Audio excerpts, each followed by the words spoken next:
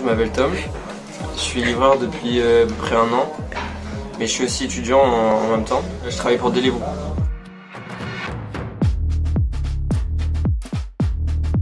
Jeudi soir, il commençait déjà à faire nuit, il pleuvait, donc la visibilité elle était assez catastrophique.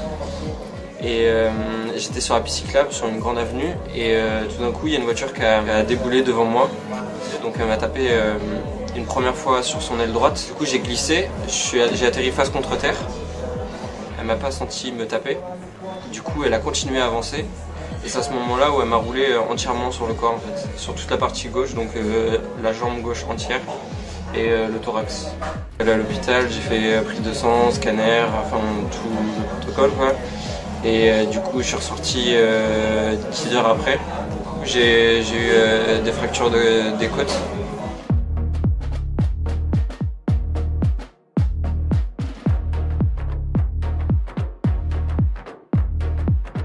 Le premier mail que j'ai reçu un mail automatique je pense. Alors que j'avais quand même bien tout expliqué ce qui m'était passé. Je leur demandais comment ça se passait pour la suite et tout, et je reçois un mail automatique. Quand un coursier a un accident, qu'il tombe, ou qui se fait mal et qui ne peut pas assurer son chiffre, et qui par contre, il faut surtout qu'il indique au support, on a l'information. À ce moment où on appelle le coursier, on lui demande comment il va, et on lui demande surtout s'il a fait des démarches d'assurance pour pouvoir toucher son indemnité.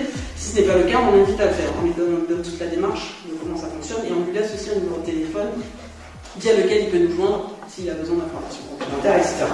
On m'a contacté une première fois, sauf que j'étais aux urgences et du coup j'ai pas pu les décrocher. Je l'ai rappelé le lendemain, injoignable, plusieurs fois dans la journée, et j'ai réessayé de la rappeler lundi, injoignable, et du coup là j'ai plus de réponse. J'ai envoyé un mail encore il y a 2-3 jours. Il a fait ses démarches, il était chez le médecin qui a récupéré son arrêt. On rentre en contact avec l'assurance de Deliveroo. L'assurance de Deliveroo lui donne donc les informations pour rester en contact avec l'assureur pour savoir l'évolution du traitement de son dossier. Une fois qu'on reçoit une validation de l'assureur, à ce moment, il y a des réajustements de statistiques qui sont faits.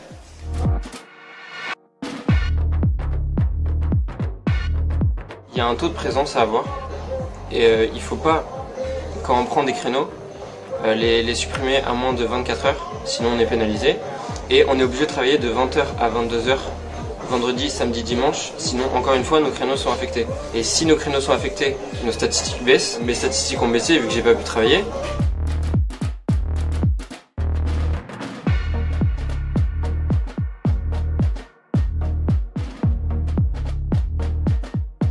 Bah déjà, la première chose pour laquelle j'ai repris le travail, c'est que, surtout parce que je gagne plus d'argent quoi. Et j'ai quand même un loyer à payer. Donc, au niveau du souffle, c'est un peu chaud, mais du coup j'y vais plus tranquille. Je prends des courses plus longues.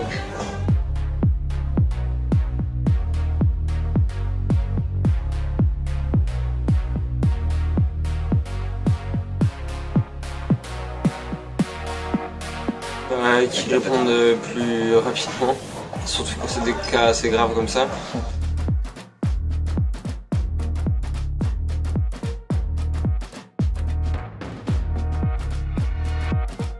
Le numéro que vous essayez de joindre n'est pas disponible pour le moment. Veuillez laisser un message après le signal sonore.